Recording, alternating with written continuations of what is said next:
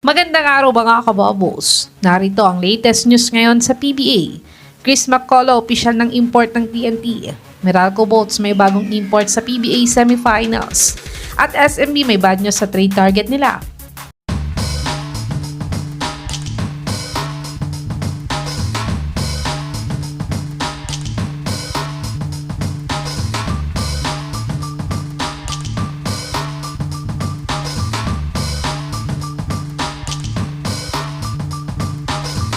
Importless nga ang TNT sa Game 3 nila kontra Meralco Boats.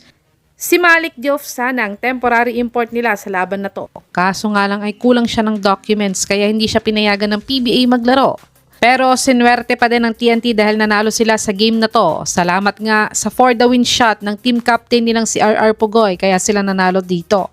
At sa game din na to ay nanood nga ang official replacement import nila kay Bull na si Chris McCullough.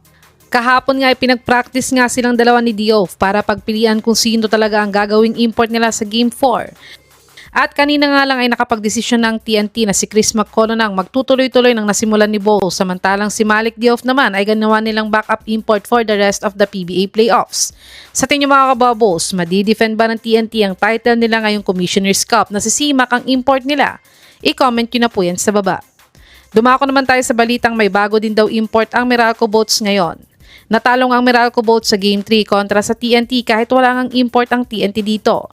At hindi lang ito ang first time na nangyari ito dahil nung naglaban nga ang Meralco at Rain or Shine sa elimination rounds, ay tinalo din ng importless Ross ang Meralco dito. Kaya't nakapag-decide na nga si Coach Vocinic na magpalit ng import para sa PBA playoffs. At si Patrick Gardner nga ang bago nilang import ngayong conference. Si Gardner ay isang 7-footer na big man at 26 years old pa lamang siya. Si Gardner ay nag-average ng 17.2 points, 7.1 rebounds, 2.1 assists, 0.8 steals, 0.5 blocks, 39% 3-point shooter at 66% free throw shooter sa kanyang 2025-2026 Japan B-League season. Kayo mga kababo, si Patrick Gardner na nga ba ang makakatulong sa Meralco Boats para talunin ng TNT? I-comment nyo na po yan sa baba. Tumungo naman tayo sa balitang may bad news daw ang SMB sa trade target nila.